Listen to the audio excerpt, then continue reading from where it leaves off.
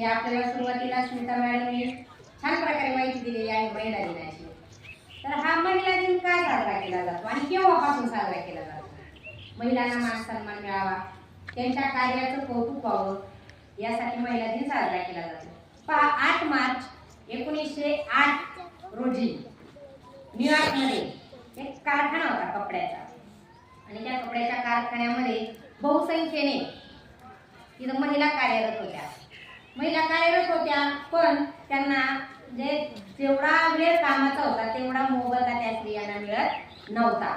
मग त्यांनी आंदोलन केलं, त्यांना मोबदला मिळण्यासाठी त्यांनी आंदोलन केलं आणि मग त्यांचं आंदोलन त्या ठिकाणी यशस्वी झाले आणि क्लारा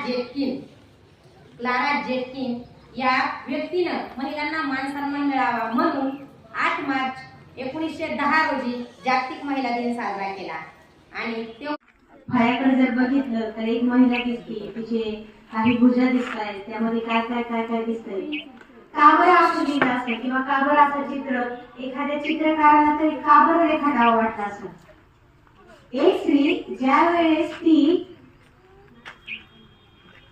आई असते त्यावेळेस ती बायकोही असते, त्यावेळेस ती कुणाची तरी ताईही असते, त्यावेळेस ती कुठल्या तरी क्षेत्रातल्या मॅडम म्हणून पण प्रचलित असते, कुठेतरी शेजारची काकी म्हणून प्रचलित असते, कुठेतरी एखाद्याची बहीण म्हणून प्रचलित असते, कुठेतरी ती घरातली कामवाली असते, कुठेतरी ती तुमची काळजी घेताना एक डॉक्टर, नर्स किंवा एक परिचारिका असते। म्हणजे ह्या ज्या स्त्रियांबद्दलच्या कल्पना नाही म्हणता येणार, परंतु ह्या ज्या स्त्रियांबद्दलच्या ज्या पातळ्या आहेत, ज्या पायऱ्या आहेत, त्या प्रत्येक पायरी आपल्यातली स्त्री रोज आणि रोज पार पडत असते। मग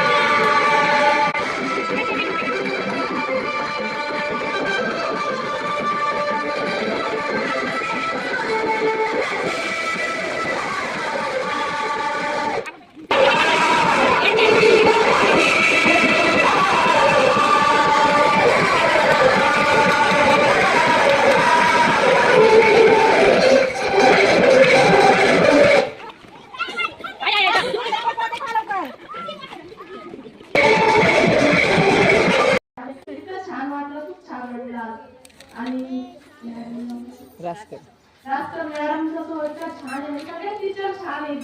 फर्स्ट टाइम माझी मुलगीला शाळेत आली, ती राहत नव्हती, मी कामात जायच्या नव्हतो, पण त्यांनी आईसारखं प्रेम दिलं तिला पहिल्यांदी नवीन म्हणजे ती राहत नव्हती, रडायची। रास्कर मॅडमला फोन करायचे, तुम्ही टेन्शन घेऊ नका, सारखी फोन करायची का माझी मुलगी राहत नाही का रडती, तेव्हा तुम्ही टेन्शन घेऊ नका। ती माझी मुलगी आली तरी कोणत्या टीचरला जात नव्हती, पण रास्कर मॅडमला शिकायची, त्या प्रेम करायचं। इथं आलं सगळ्या टीचर त्यांना छान, टीचर स्टाफ खूप छान आहे शाळेचा। धन्यवाद।